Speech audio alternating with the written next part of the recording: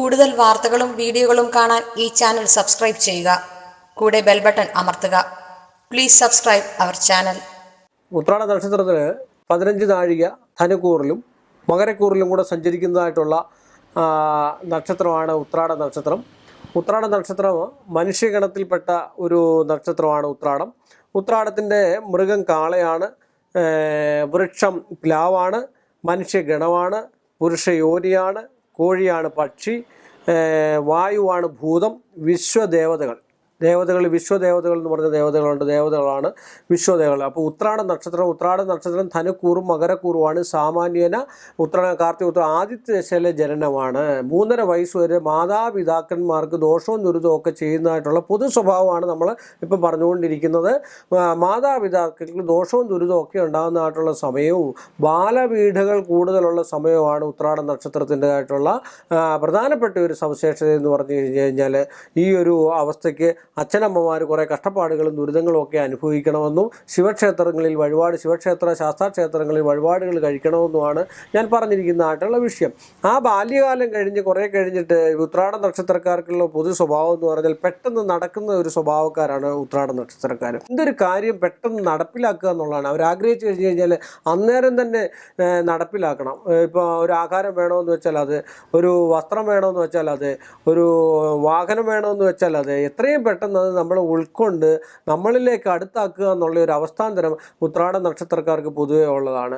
ഉത്രാട നക്ഷത്രവും ഒരല്പം ദേഷ്യവും, അല്പം ദേഷ്യമല്ല നന്നായിട്ട് ദേഷ്യവും, പെട്ടെന്ന് ഉള്ള സങ്കടങ്ങൾ കൂടുതൽ സഹിക്കാൻ പറ്റാത്ത ഒരു നക്ഷത്രമാണ് ഉത്രാട നക്ഷത്രം. എന്നാൽ പുരാട നക്ഷത്രത്തിൻ്റെ ഉള്ളിൽ ഗർവമുള്ള ഒരു നക്ഷത്രം കൂടെയാണ് ഉത്രാട നക്ഷത്രം. നമ്മൾ വളരെയധികം പാവമാണെന്ന് വിചാരിക്കുന്ന പല ഉത്രാടക്കാരെയും നമ്മൾ ശ്രദ്ധിച്ചു കഴിഞ്ഞാൽ ഉള്ളിൽ ഒരു മൈൻഡിൽ ഒരു ചെറിയ പാവത അവരുടെ ഒളിഞ്ഞു കിടക്കുന്നുണ്ടോ എന്ന് നമുക്കൊരു സംശയമായിട്ട് തോന്നുന്നു. അങ്ങനെയാണ് ആചാര്യന്മാർ പറയുന്നത്. അതൊക്കെ ഒന്ന് മാറ്റിവെക്കാൻ വേണ്ടിയാണ് ഈ ഉത്രാട നക്ഷത്രത്തിന് ഇങ്ങനെയൊക്കെയുള്ള വിഷയങ്ങളുണ്ട്, കാര്യങ്ങളുണ്ടെന്ന് പറയുന്നത്. അല്ല ഉത്രാട നക്ഷത്രം ഒരു മോശമായ നക്ഷത്രമാണെന്നല്ല.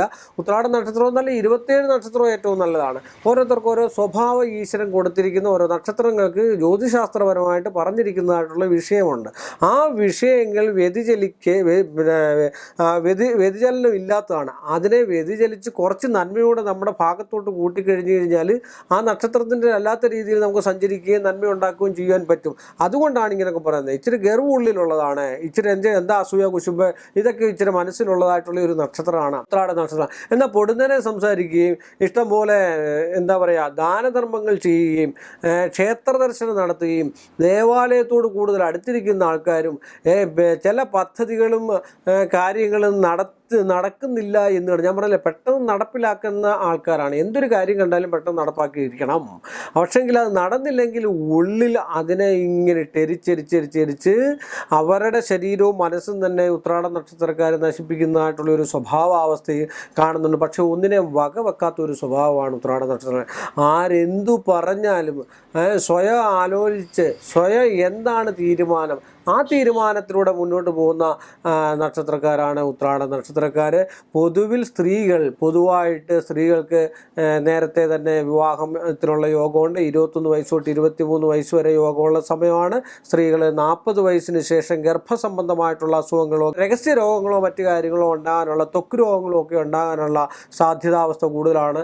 അതുകൊണ്ട് സർപ്പക്കാവുകളിൽ പ്രത്യേകം വഴിപാടുകളും 100 പാലും ഒക്കെ നടത്തുന്നതും, സർപ്പക്കാവിൽ ഉപ്പും മഞ്ഞളും മേടിച്ച് അടക്കി വെക്കുന്നതും പുള്ളോം പാട്ട് പാടിക്കുന്നതും ഒക്കെ ഇവർക്ക് ഏറ്റവും നല്ലതായിരിക്കും.